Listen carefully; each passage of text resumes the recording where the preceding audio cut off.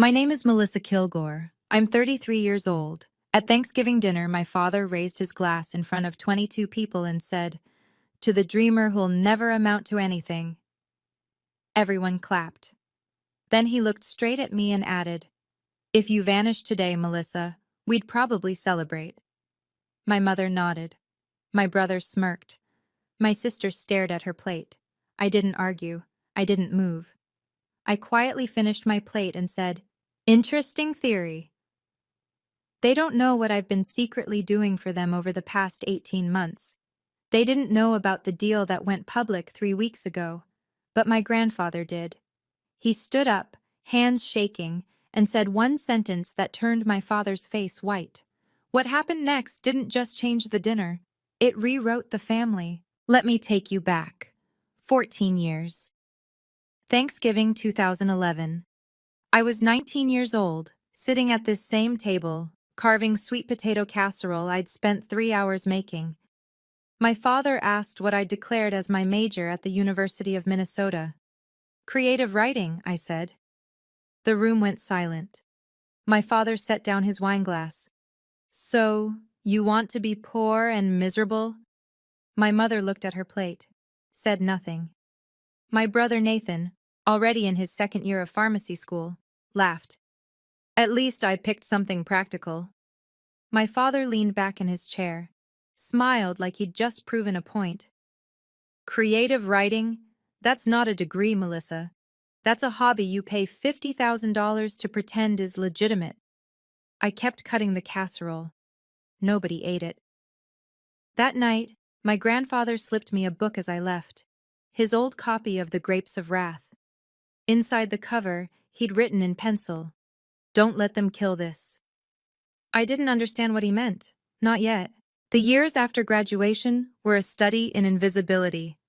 I lived in a 380-square-foot studio at 1124 West 28th Street in Uptown Minneapolis. Rent was $1,100 a month. I worked as a freelance editor for academic publishers. $2,800 a month. Just enough. Every family gathering, the script was the same.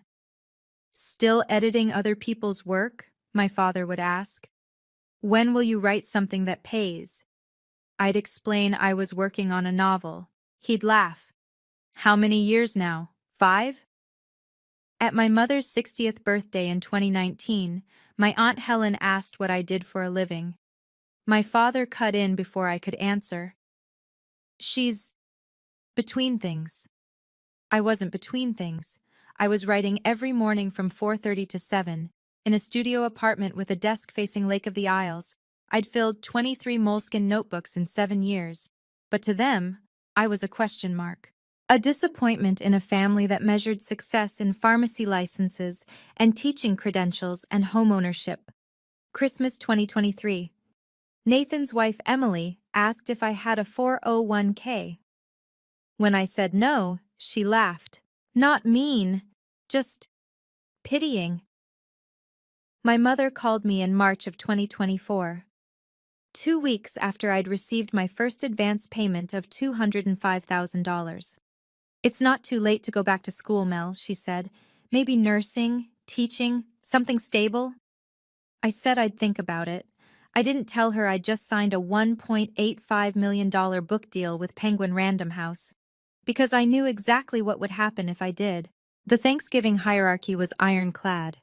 My father sat at the head, my mother to his right, Nathan in position 2, the seat of honor. Claire, my younger sister, got acknowledgement for being a teacher and raising 2 kids alone. And me? Melissa's here too. That was it. No toast, no questions about my life. At Thanksgiving 2023, when I'd already signed the biggest deal of my life, my father asked, "Still doing that editing job?" I said yes. He nodded, turned back to Nathan. In October 2024, my mother sent me an email. "Nathan is bringing his new promotion news for Thanksgiving. Try to be happy for him, okay? I know it's hard when your siblings succeed." I read that email in my studio apartment. The same day I got a call from my film agent about a 24 wanting to option my book. I smiled. closed my laptop, and I went to Nathan's promotion dinner and clapped for 10 straight minutes while my father gave a speech about real success and contributing to society. I kept smiling, because by then, I'd been on the New York Times bestseller list for 12 weeks, and not one of them knew. But they had no idea what I'd been building in the 4 a.m. silence of my studio apartment. And I planned to keep it that way, at least until I was ready. January 2022. I started writing the book that would change everything. I called it The Weight of Winter. 89,000 words about generational trauma. About deferred dreams in a Midwest family that mistakes cruelty for honesty. About the cost of invisibility. I wrote it for my grandfather. He'd given me his old manuscript the year before, a short story collection from 1976 that sold 800 copies and won a regional award before my grandmother told him to get a real job. Every morning, 4:30 to 7, I wrote. By June 2023, I had a finished manuscript. I sent 47 query letters to literary agents. 46 said no. The 47th was Victoria Chen at WME. She replied 3 days later. Melissa, her email said. I stayed up until 3 a.m., reading The Weight of Winter. This is stunning. Can we talk tomorrow? We talked. She cried on the phone, said she wanted to send it to editors at the Big Five publishers. I said yes. I didn't tell my family I had an agent. August 2023. Victoria submitted my manuscript to 8 editors. Within 2 weeks, 5 of them made offers. February 14th, 2024. Valentine's Day. I was eating a Chipotle burrito bowl alone when Victoria texted me. Penguin just offered $1.85 million for 3 books. Call me now. I called. Is this real? I asked. As real as it gets, Victoria said. You're a fucking novelist, Melissa. The deal structure: $615,000 for book 1, $615 for book 2, $620 for book 3, paid in installments. I signed the contract at Caribou Coffee on Hennepin Avenue. 47 pages. I read every word. It took 6 hours. The first advance payment hit my account on February 28th, $205,000. After agent commission and taxes, I netted about $128,000, more money than I'd made in 3 years of freelancing. I cried in the Chipotle bathroom. Then I went to my parents' house for Sunday dinner, and I didn't say a word. The book published on June 11th, 2025. The cover was a winter landscape, bare tree, muted blue and gray. My editor at Viking, Samantha Brooks, sent me the first printed copy in May. I held it in my hands and couldn't breathe. Kirkus gave it a starred review in April. A devastating meditation on family, ambition, and the courage to choose yourself. Kilgore's prose cuts to the bone. On June 18th, I debuted at number 15 on the New York Times bestseller list. I saw the announcement at 5 a.m. in my studio, alone. Victoria texted me at 8:12. You're on the list, number 15. This is just the beginning. She was right. Every week, the book climbed. 15, 12, 8, 5. By October, I'd been at number 3 for 6 consecutive weeks. My family still thought I was editing academic papers for $2,800 a month. October 8th, 2025, 11 a.m. Reese Witherspoon posted on Instagram. October Book Club pick, The Weight of Winter by Melissa Kilgore, a story about family, sacrifice, and finding your voice. I sobbed. You will too. 2.4 million likes in 24 hours. Sales spiked by 600% overnight. My publisher rushed to print 50,000 additional copies. I got 6 emails from people I went to college with. OMG, is this you? I replied, yeah, haha. I didn't tell my family. 3 weeks before Thanksgiving, an old roommate called me. Melissa, I just saw Reese's post. When were you going to tell me you're a New York Times best-selling author? I don't know, I said. I guess I'm still processing it. That was a lie. I knew exactly why I hadn't told anyone. because the moment I did, it would stop being mine. September 18th, 2025. My film agent emailed, a 24 wants the rights. 10 days later, they offered $620,000. I accepted on October 2nd. Deadline Hollywood published the announcement on October 5th. A 24 acquires The Weight of Winter, debut novel by Melissa Kilgore, lands prestige adaptation deal. The payment hit my account on October 18th. After agent fees and taxes, I netted $389,600. I celebrated by getting Chipotle. Again. Then I rewatched Lady Bird, and a 24 film. By Thanksgiving 2025, I had a New York Times bestseller at number 3, a Reese's Book Club pick, and a 24 film deal, and roughly $650,000 in liquid assets. I still lived in my $1,100 studio. I still freelanced. And in 6 weeks, I'd walk into Thanksgiving dinner, where my father would call me a worthless dreamer in front of 22 people, because I never told them. And honestly, I'm glad I didn't. Because the secret wasn't just about the book, it was about the money, and what I'd been doing with it while they called me a failure. That part, that's what would break them. March 8th, 2024. 3 weeks after I received my first advance. My mother called. She was crying. "We're going to lose the house," she said. The bank sent a foreclosure notice, $78,000 on the home equity loan, 90 days past due. My father was too proud to ask his daughter for help, so my mother called in secret. "Don't tell your father I called," she whispered. "Can I help?" I asked. She laughed, sad, exhausted. "Unless you have $15,000 lying around." I did. I had $128,000 in my checking account. "I'll figure something out," I said. 4 days later, I wired $15,000 to Fifth Third Bank with a memo that read, "From Henry Sullivan Savings Account, Family Assistance." My grandfather's name, not mine. My mother texted 3 hours later. "We got an anonymous donor. Jeffrey thinks it's from the church fund. Don't tell him I told you." I replied, "That's amazing, Mom."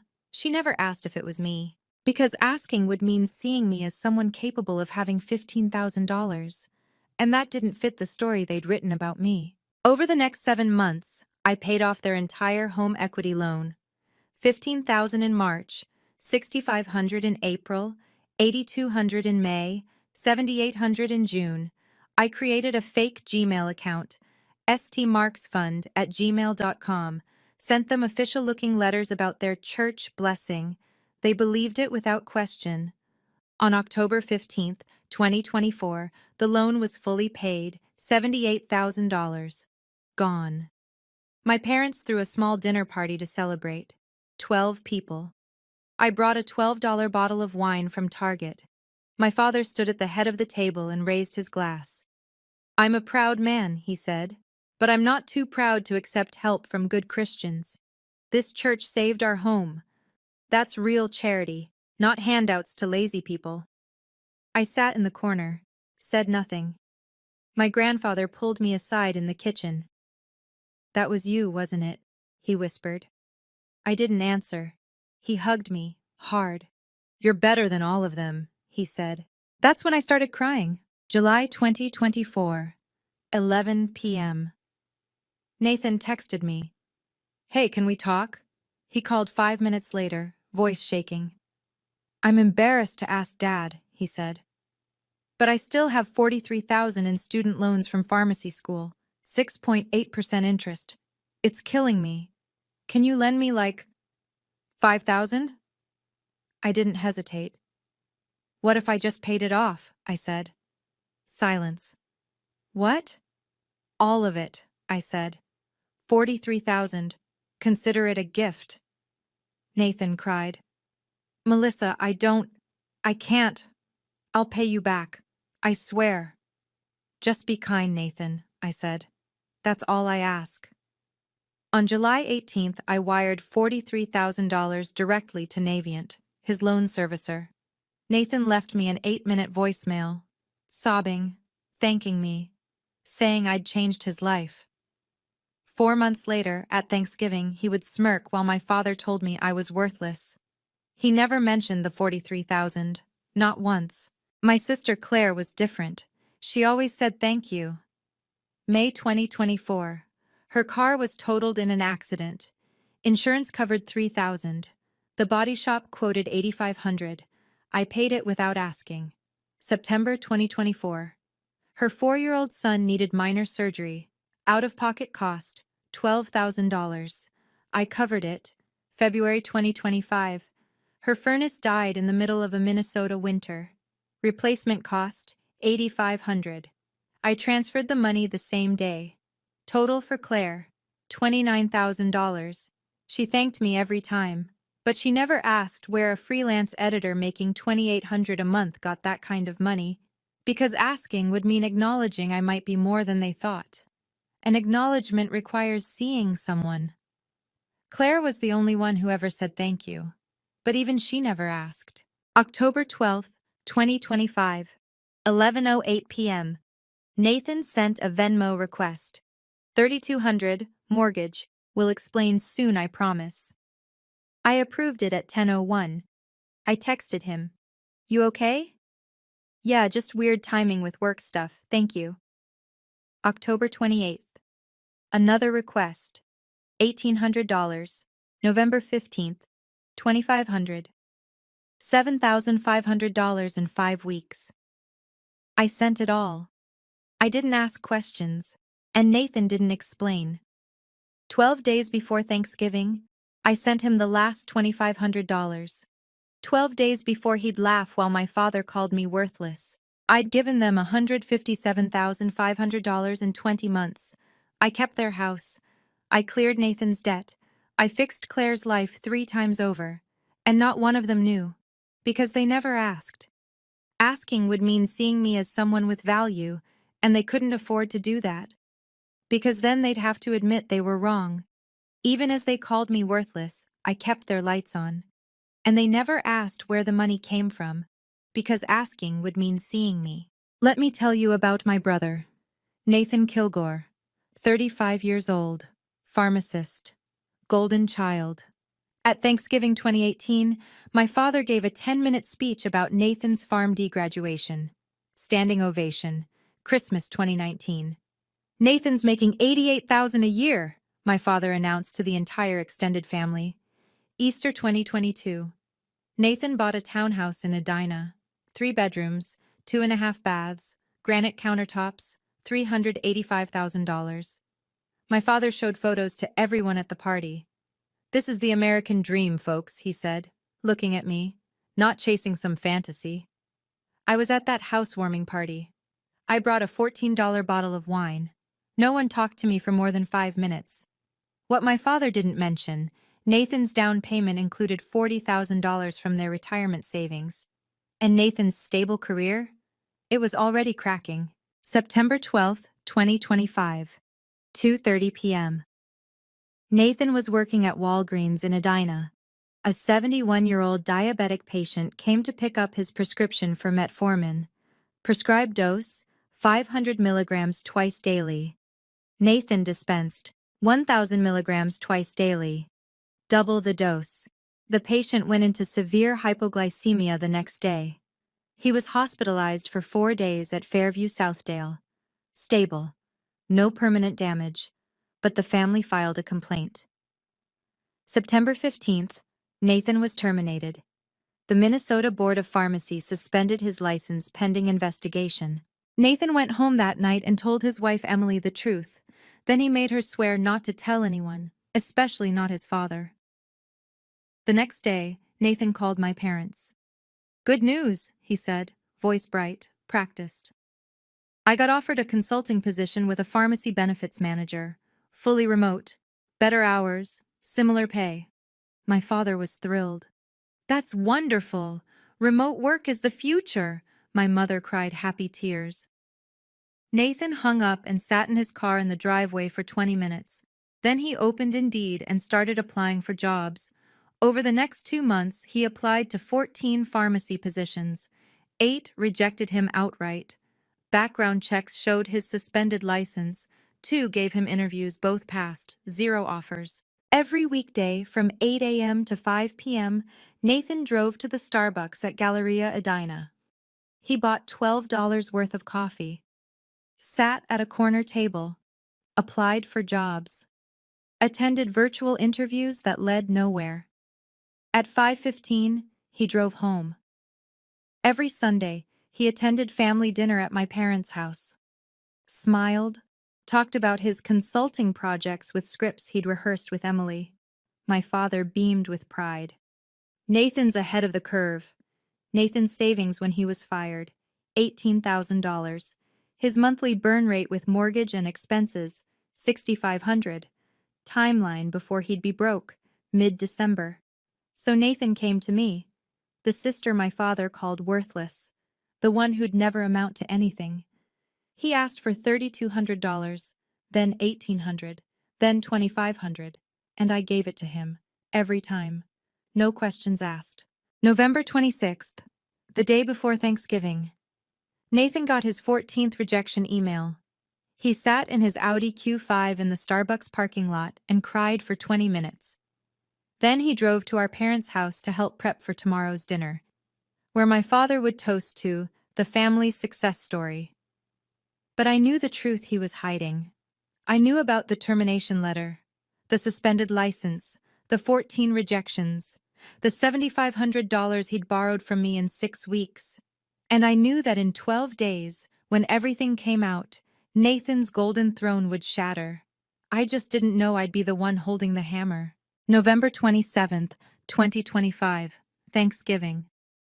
22 people were gathering at my parents' house on Nicollet Avenue, the same house I'd saved from foreclosure. I knew the guest list by heart. My parents, Nathan and Emily, Claire and her 2 kids, Sophie, 7, and Ethan, 4. My grandparents Henry and Margaret, Uncle Tom and Aunt Rachel with their 2 teenage sons, Aunt Helen and her college-aged daughter, Aunt Diane and Uncle Paul with their high school son, and me, alone. Seating arrangements were planned in advance. I saw the chart on my mother's kitchen counter when I arrived. I was position 19, out of 22, between a 4-year-old and a stranger. Nathan was position 2, right hand of the king. That's when I knew my father had something planned. I arrived at 2:15, 15 minutes late on purpose. The house was already full. 18 people, chaos, kids running, football game on TV, Vikings versus Bears. I walked in carrying a glass Pyrex dish, sweet potato casserole, my grandfather's recipe from 1982, handwritten on a yellowed index card. My father looked up from arranging wine glasses. "Oh, Melissa, you made it," he said, not looking at me. "Put that dish anywhere." I set it on the counter. Nobody asked what it was. Nathan was in the living room. He saw me. "Hey, Mel." No eye contact. Claire hugged me tight, whispered, "Thank you for everything." I hugged her back. My grandfather found me near the pantry. He gripped my hand. His fingers were shaking. "We need to talk later," he said. "About what?" "You'll see." He squeezed my hand twice. Our signal. "I'm proud." Then he walked away. I stood there holding a casserole dish no one would eat, in a house full of people who didn't see me. And for the first time in 3 years, I wondered, what if I just told them? 2:45 to 3:30. Controlled chaos. Kids chased each other with Nerf guns. Sophie was crying because Ethan stole her toy. The Vikings were up 17-14 in the 3rd quarter. Uncle Tom asked me what I was up to these days. "Writing," I said. "Oh, that's nice. Still?" I smiled, said nothing. At 3:10, I hid in the bathroom for 5 minutes. Needed air. At 3:25, I stood near the bookshelf, alone. My casserole sat untouched on the counter. At 3:38, my father clinked his wineglass with a knife. The room went quiet. "Dinner in 2 minutes," he announced. "Everyone to the table." People moved like a choreographed dance. Everyone knew their place. I took my seat. Position 19, between Ethan and Aunt Helen's daughter, who I'd met exactly twice. Across the table, Nathan stared at his plate. Next to him, my father stood. He held his wine glass high. 2015 Napa Cabernet, $85. His special occasions bottle. And he smiled. At 3:39 p.m., everyone was seated. My father stood at the head of the table. He raised his glass. Before grace, he said, I want to say a few words about gratitude. He started talking about family values, hard work, real success. His eyes kept drifting to Nathan, proud, then to me, dismissive. My heart was pounding. Across the table, my grandfather gripped his fork, knuckles white. Then my father looked directly at me, raised his glass higher, and said the words that would change everything. I felt the trap closing before Dad even spoke, because I'd seen this play out for 14 years, and this time I wasn't going to stay quiet. My father's voice carried across the table. I want to make a toast, he said. To dreamers. He paused, let the word hang in the air. You know, every family has one. The person who thinks the rules don't apply to them, who thinks they can just coast on hope and imagination instead of hard work. The room shifted, uncomfortable. Some people grow out of it, he continued. They wake up, they get real jobs, they contribute. He looked at Nathan, smiled with pride. And some people, he turned to me, never do. Someone coughed. A chair creaked. My father raised his glass higher. So here's my toast. To the dreamer who'll never amount to anything. May she one day realize that the world doesn't owe her a living. Silence. 2 seconds. Then Uncle Tom laughed, nervous, awkward. Aunt Rachel joined. Then Aunt Diane. Then Uncle Paul. One by one they started clapping. My mother nodded. Slow, deliberate. Nathan looked down. But his mouth, I saw it, a smirk. Emily, Nathan's wife, clapped, reluctant, eyes on her plate. 14 more people clapped, 20 people total. My sister Claire didn't clap, she was crying. My grandfather didn't clap, his hands were clenched into fists. And I sat there. In seat number 19, next to a 4-year-old, holding a napkin I'd twisted into shreds. But my father wasn't done. You know what the problem is with dreamers? He said, voice rising. They're selfish. They want everyone else to support their little hobbies while real people do real work. He gestured to Nathan. Nathan here, PharmD, stable career, homeowner at 35. That's a man who grew up. Nathan shifted in his seat. Claire, teacher, raising 2 kids alone. She's a hero. Claire stared at her plate, tears falling. And Melissa? Long pause. 33 years old, still playing with notebooks, still editing other people's work for pennies, still thinking she's going to be, what, a famous writer? The room was dead silent. My father leaned forward, looked right at me. If you vanished today, Melissa, we'd probably celebrate. One less person to worry about, one less disappointment. Aunt Helen gasped. Jeffrey, that's… What? My father snapped. I'm tired of pretending, tired of walking on eggshells. She's 33. Sophie, Claire's 7-year-old daughter, whispered to her mom, loud enough for everyone to hear. Mommy, why is Grandpa being so mean to Aunt Melissa? No one answered her, because no one was going to defend me, not even my own mother. My father raised his glass again. So here's to reality, to hard work, to people like Nathan who make this family proud. He waited. Aunt Rachel clapped first, tentative. Uncle Tom followed. Aunt Diane, Uncle Paul, Emily, my mother. 20 people clapping, cheering, for a toast that told me the world would be better if I disappeared. The applause lasted 8 seconds, then it faded. My father sat down, satisfied. My mother smiled at him. Nathan picked up his fork, and that's when I stood up. The chair scraped against the hardwood floor. Every head turned. My father looked up, smirked. Oh, are you leaving? Proving my point? I looked at him. My voice was calm, cold. No, Dad, I said. I'm staying, but I have something to say. He laughed. Oh, this should be good.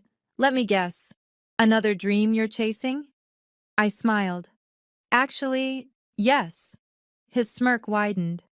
And how's that working out for you? I held his gaze. Better than you could possibly imagine. The room shifted. Something in my tone. Something different. My mother stood. Melissa, sit down. Don't make a scene. But my grandfather stood too. Slowly. And when he spoke, his voice was louder than I'd heard in 30 years. Jeffrey, sit down. The room froze. My father turned. Dad, this doesn't concern. It concerns me. Grandpa Henry's voice shook the room. You just told your daughter, my granddaughter, that the world would be better if she vanished, in front of 22 people, including children. My grandmother reached for him. Henry, please. No, Margaret. I've been quiet for 33 years. I watched you people crush this girl. And I'm done. My father stood, face red. Dad, you don't understand. I understand perfectly. Grandpa pulled something from his jacket pocket. An envelope, old, yellowed. He held it up. You want to know about dreamers, Jeffrey? I was a dreamer. I wrote a book, published it in 1976. Know how many copies it sold? 800. Know what you did? You and Linda told me to get a real job, so I sold insurance for 30 years and hated every second. The room was silent. Henry's hands trembled as he unfolded the letter. But before I tell you about Melissa's dream, he said, voice shaking, let's talk about yours, Jeffrey. My father's face went white. 22 people laughed. I stood up. My grandfather held up the letter. This, he said, is dated June 12th, 1998. He started reading.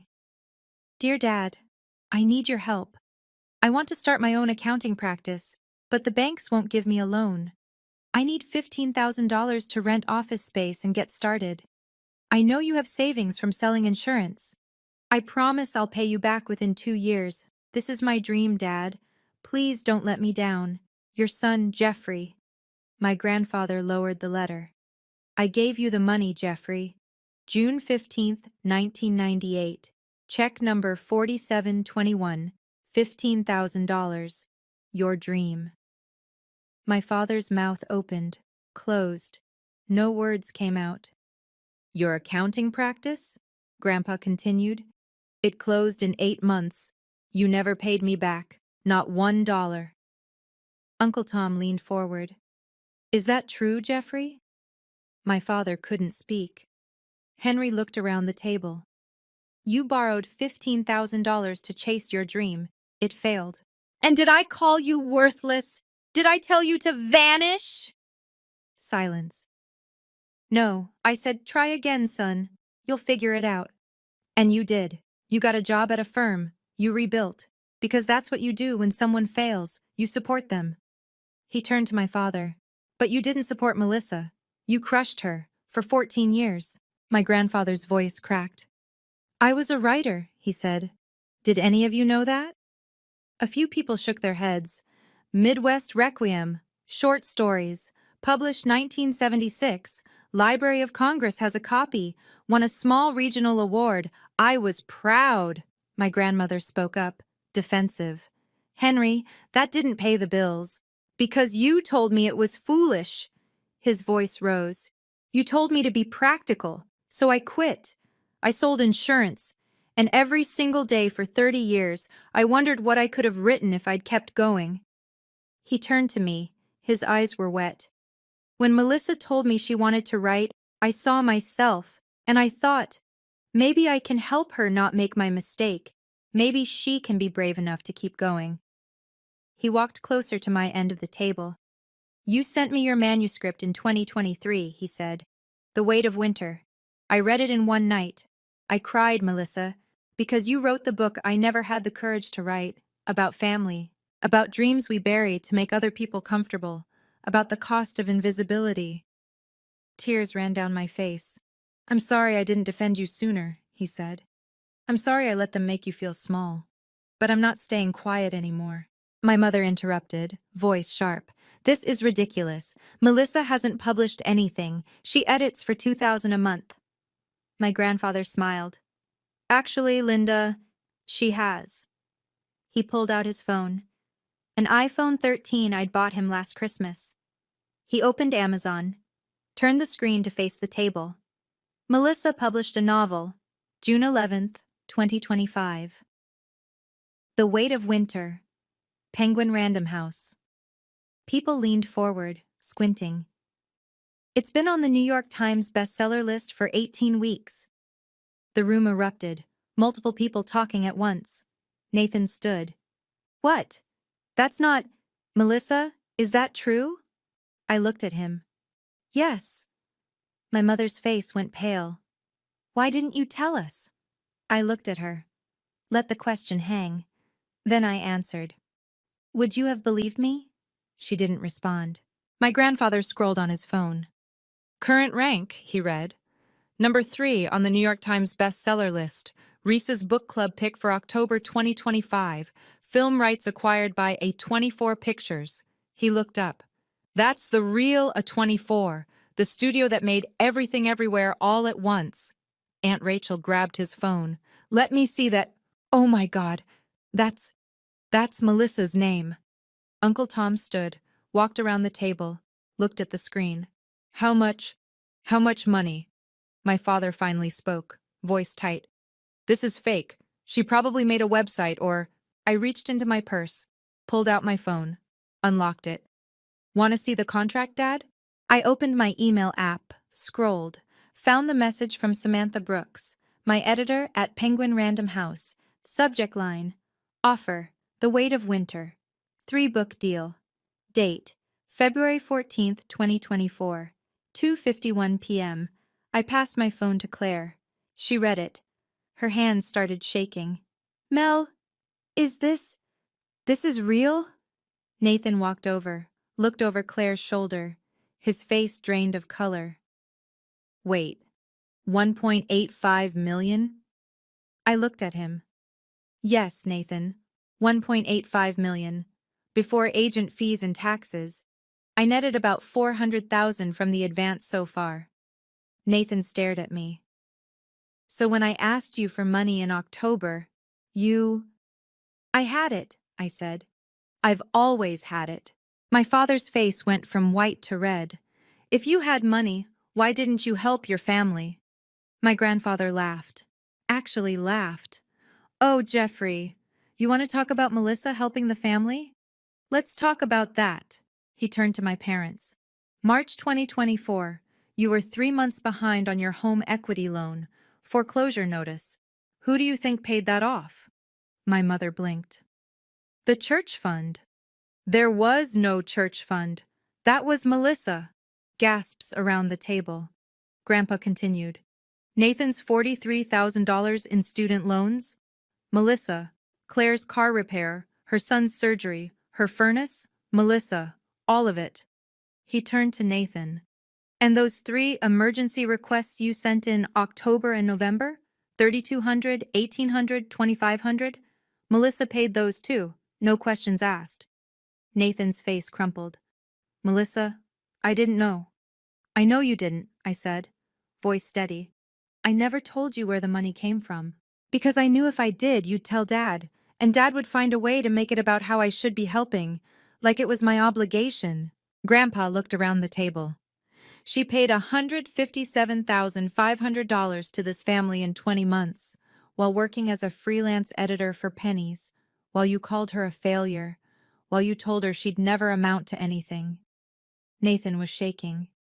Melissa, I'm so sorry. I didn't know where the money came from. I should have asked.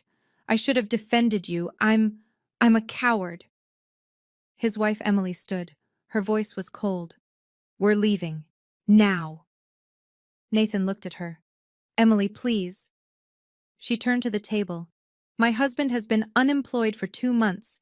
He's been lying to me, to his parents.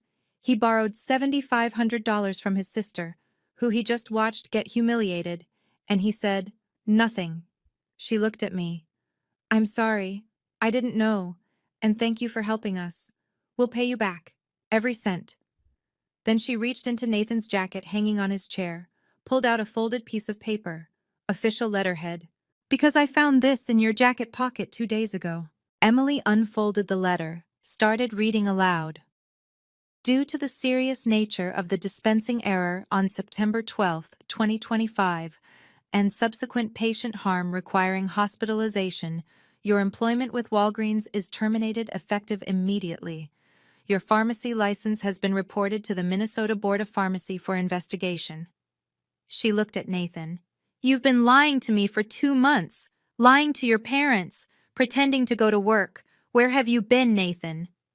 Nathan's voice broke.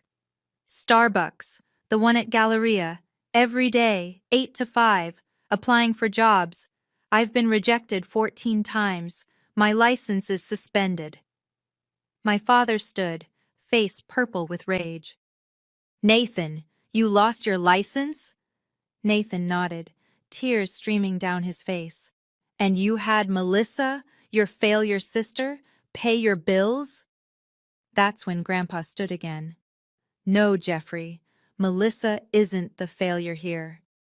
He pulled out a letter from 1998. And Jeffrey Kilgore, the man who just called his daughter worthless, looked like he might faint. I set my phone on the table. Everyone was staring at me now. The woman they'd called a dreamer, a failure, worthless. I had one more thing to show them. I opened the New York Times app. This is the New York Times bestseller list, I said. Voice calm, precise.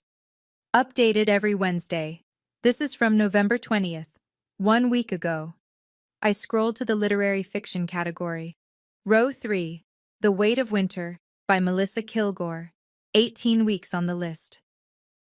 I passed the phone to Uncle Tom. He stared at it. Melissa, this is real. I can see the official New York Times logo. I also have the physical plaque they sent, I said. It's in my car. Bronze, has my name engraved. I can get it if you want. Aunt Helen took the phone, started reading. Number 1 is The Woman in Me by Britney Spears. Number 2 is James Patterson. Number 3 is you, Melissa. You're ranked with Britney Spears and James Patterson. My father sputtered. Anyone can fake a screenshot. I pulled up Amazon on my phone. Here's Amazon. Number 112 overall. Number 3 in literary fiction. 8,200 ratings. Want me to read you some reviews, Dad? I scrolled. Here's one. This book destroyed me. Kilgore is the voice of a generation. I kept scrolling. Here's another. I sobbed for an hour after finishing this. Everyone needs to read it. I looked up. 4.6 stars out of 5. 8,200 reviews. Nathan had pulled out his own phone. He was Googling something. His face went gray.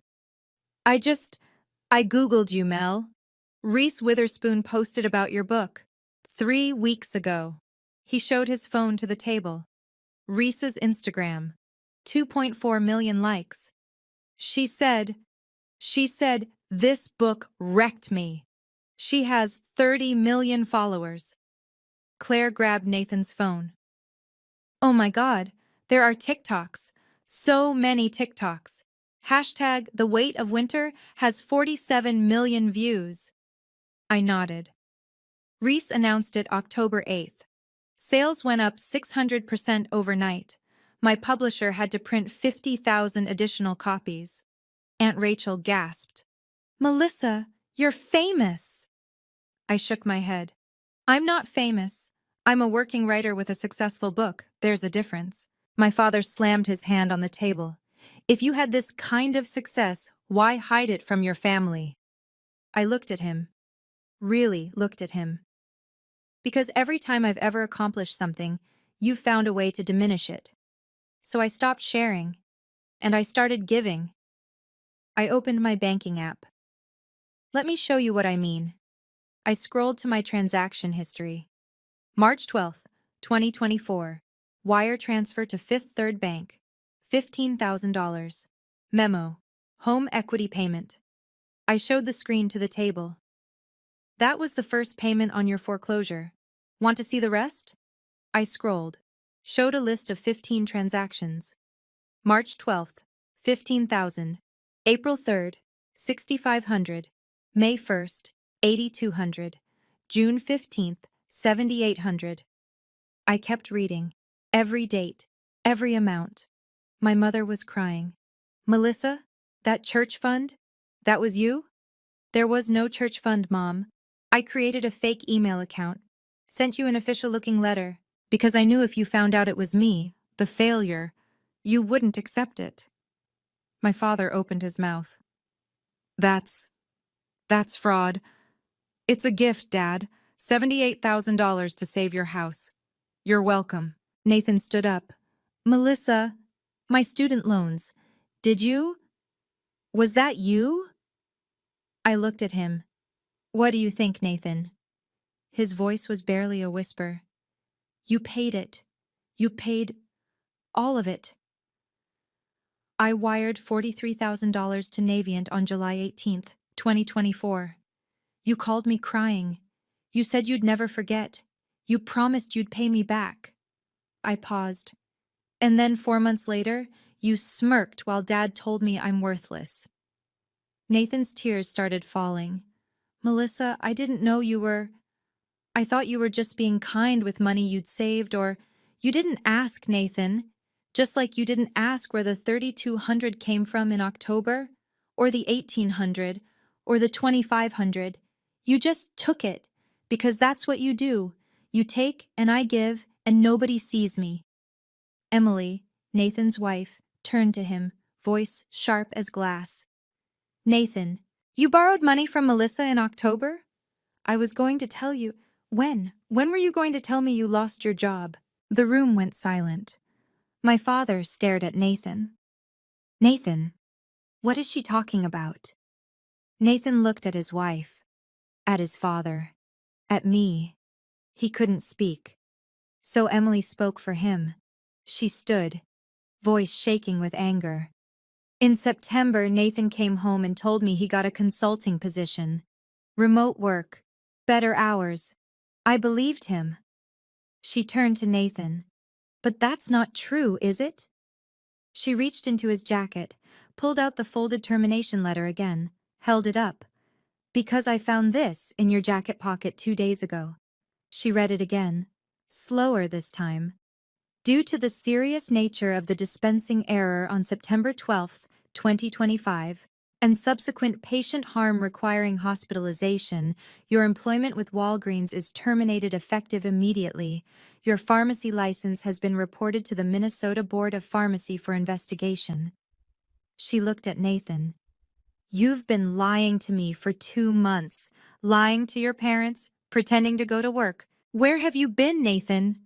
Nathan's voice broke. Starbucks, the one at Galleria. Every day, 8 to 5. Applying for jobs. I've been rejected 14 times. My license is suspended. My father stood, face purple. Nathan, you lost your license? Nathan nodded. And you had Melissa, your failure sister, pay your bills? Grandpa stood again. No, Jeffrey. Melissa isn't the failure here. I pulled up Safari on my phone, navigated to Deadline Hollywood. There's one more thing, I said. I found the article from October 5th. Turn the screen to face the table. October 5th, 2025, a 24 Pictures acquired film rights to The Weight of Winter. The headline was visible. A 24 acquires The Weight of Winter. Melissa Kilgore. Debut novel lands prestige deal. Purchase price, $620,000. After agent fees and taxes, I netted $389,600. I looked at my father. So to answer your question, Dad, I'm doing fine. Uncle Tom whispered to Aunt Rachel. A 24 is the studio that made Everything Everywhere All at Once. And Moonlight, I said, and Lady Bird and Hereditary, yes. I set my phone down. 22 people stared at me. The woman they'd called a dreamer, a failure, worthless. I had one more thing to say. I've given you $157,500 in 20 months. I kept your house. I cleared Nathan's debt. I fixed Claire's life 3 times over. And not one of you knew. Because you never asked. Asking would mean seeing me as someone with value, and you couldn't afford to do that, because then you'd have to admit you were wrong. I showed them the New York Times list. Row 3, my name, and I watched my father's world collapse. The room exploded. 15 people talking at once. Aunt Rachel to my mother. You had no idea? Uncle Paul to my father. You called her worthless and she paid your mortgage? Aunt Diane to Nathan. Your license is suspended? Sophie, Claire's daughter, started crying. Ethan asked, Is Aunt Melissa rich? My grandmother turned to Grandpa Henry. You knew about this? Emily grabbed Nathan's arm. We need to talk, now. My father tried to speak, tried to regain control, but Uncle Tom cut him off. No, you don't get to talk right now. Melissa does. My father stood, hands up, defensive. Okay, everyone calm down. Melissa, I didn't know. If I'd known you were successful, I would have what, Dad? My voice was ice. Been proud? Supported me? Or would you have found a way to make it about you? That's not fair. You told me if I vanished, you'd celebrate. 22 people heard you. What part of that should I forgive? My father was desperate now. I was trying to give you tough love, to motivate you. Tough love? I cut him off. Dad, you didn't tell me to work harder. You told me I was worthless. You said the world would be better without me. That's not motivation, that's cruelty. My mother stood, crying. Melissa, your father didn't mean it like that. I turned to her. Mom, you clapped. When he said I should vanish, you clapped. She reached for my hand. I pulled away. Don't touch me. You've been embarrassed by me for 33 years. Now I'm embarrassed by you. Nathan was sobbing. Full breakdown. Couldn't breathe. Mel, I'm so sorry. I didn't know where the money came from. I should have asked. I should have defended you. I'm a coward. Emily grabbed her coat. We're leaving. Now. Emily, please. She turned to me. I'm sorry. I didn't know. And thank you for helping us. We'll pay you back. Every cent. She grabbed Nathan's arm, pulled him toward the door. Nathan, car. Now. We're going to talk about the fact that you've been spending 8 hours a day at Starbucks lying to me about having a job. The door slammed. Nathan and Emily were gone. The golden child had fallen. Claire walked to me, wrapped her arms around me, held on tight. I'm so sorry, she whispered, for not defending you, for taking your money without asking questions, for being a coward just like Nathan. She hugged me for 2.5 minutes. I finally let myself cry. Uncle Tom approached, hands in pockets. Melissa, I apologize. I clapped, I was wrong. What your dad said was cruel, and I should have said something. Aunt Helen touched my shoulder. I'm proud of you, sweetheart. Always have been. My grandfather gripped my shoulders, looked me in the eyes. You are magnificent. 4 people apologized. 18 didn't. My father stood at the head of the table, silent. My mother sat in her chair, crying. The turkey sat on the counter, uncarved, cold. Nobody moved to eat. Nathan's wife found the termination letter in his jacket, and the golden child's throne didn't just crack. It shattered into dust. I walked to the head of the table, where my father had been standing. I looked at all 20 people still in the room. I'm going to say this once, I said. I love you all, but I will not be disrespected anymore. Here are my boundaries. I counted on my fingers. 1. No more jokes about my career. No more dismissive comments. If you can't be proud of me, be quiet. 2. No more financial requests. I've given $157,500. That account is closed. If you need money, ask a bank. 3. If you want a relationship with me, you apologize, sincerely. Not, I'm sorry you felt hurt. A real apology. My father sputtered. You can't just, I can, and I am. This is my boundary. You can respect it, or you cannot have me in your life. Your choice.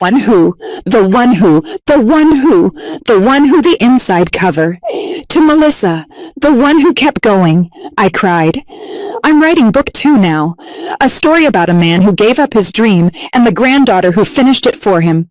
Grandpa says he can't wait to read it. This time, he won't have to wait in secret. Grandpa and I had coffee, just us.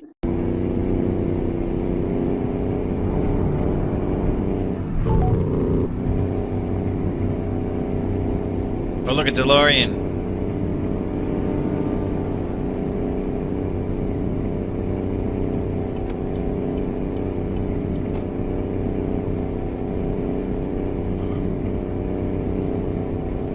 I love how I've got this set up. Like, it literally moves around just like a truck. And I can feel everything in it too. Like, it literally wanders. Hey, Deaf Gamer Girl, how are you?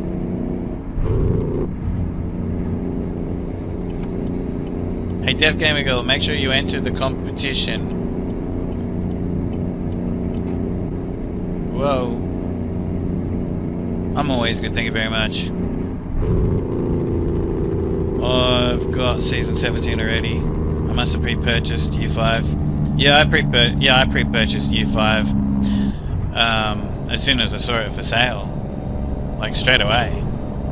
It's SnowRunner, Bretta. It's SnowRunner. It's a guarantee that you know you're gonna like it.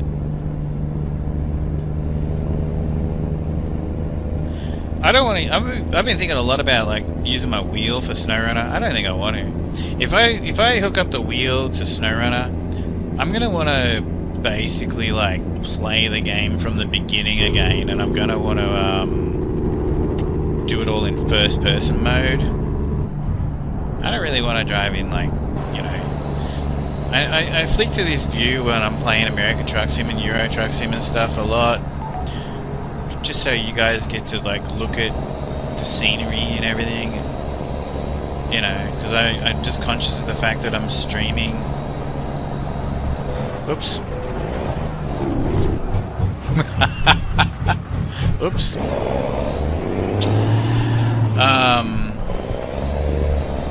But yeah, basically like, whoa, don't hit the trailer.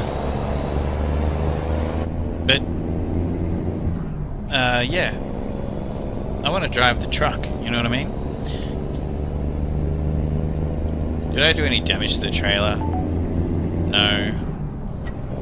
Well, I actually did 1% damage to the trailer, but that doesn't matter. The cargo's okay.